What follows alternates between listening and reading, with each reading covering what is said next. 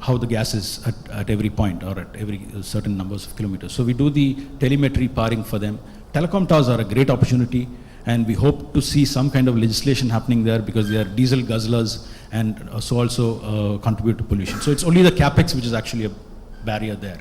So if you go for an OPEX model, I think you will have a lot of tower companies actually agreeing to you. So off-grid, we believe, continues to be a huge sector of promise, and hopefully within the next, I would expect by 2016 or 2017, even the subsidies will not be required even for a small off-grid project.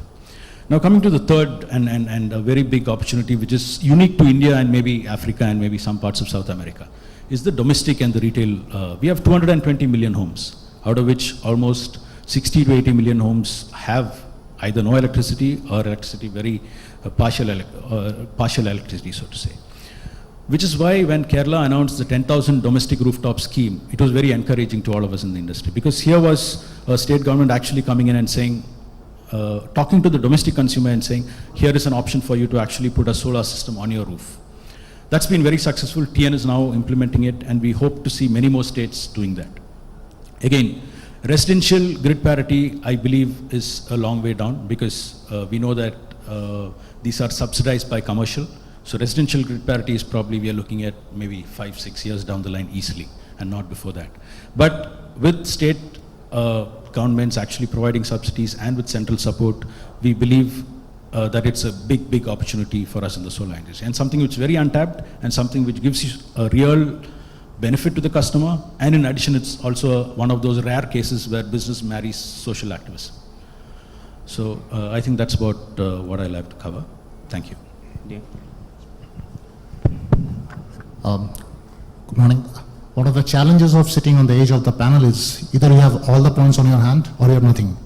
So in my case, since between Pashu and Anil and Anish, they have covered most of the major points, I'll leave something for Mr. Shivakumar and restrict myself to a few points, taking cue from what Anish said.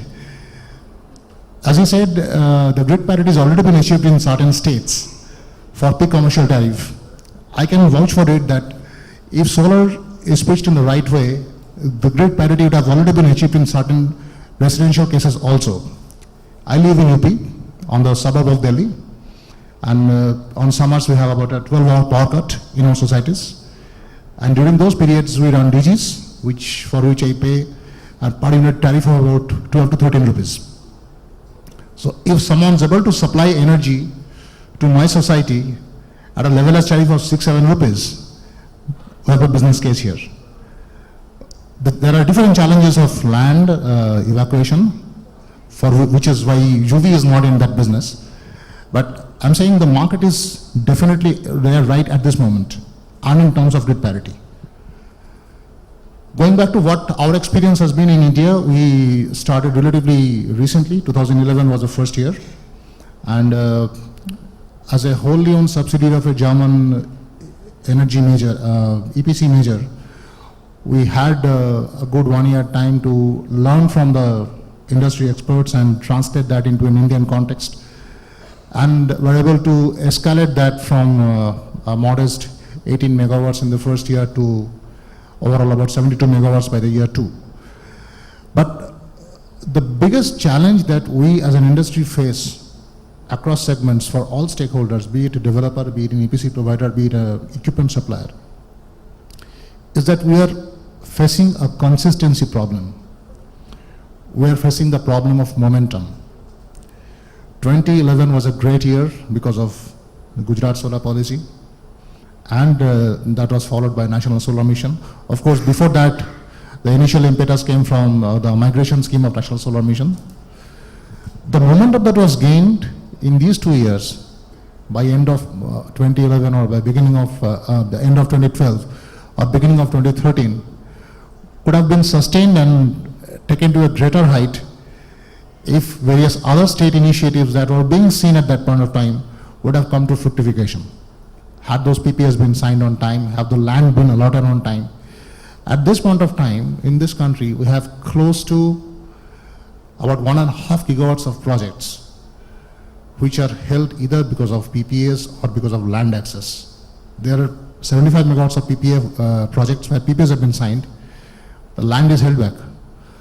Now, it neither helps the developers, nor the EPC providers, nor the equipment suppliers to sit on those projects and lose working capital interest, lose on forex. I remember those PPAs were signed when the dollar was at 54.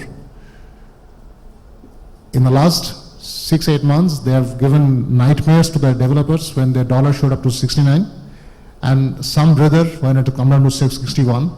But even then, for the tariff which was accepted at a dollar base of 54, to be able to factor in additional 7 rupees per dollar on components where the almost 55-60% is the imported dollar module cost, it's a huge burden on the developer.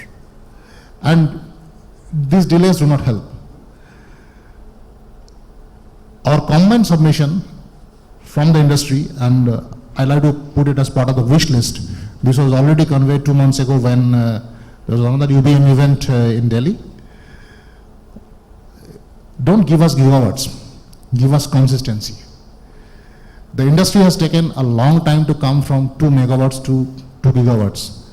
I am probably part of those, the dinosaur breed who started in the industry, came into the industry in 1993-94, where a combined market of 2 megawatts in the country would have been a windfall. We used to sell our first systems in tens of watts. So from 2 megawatts in 1993-94 to 2 gigawatts in 2013, it has taken us 20 years. It shouldn't take us another 20 years to go from 2 to 20.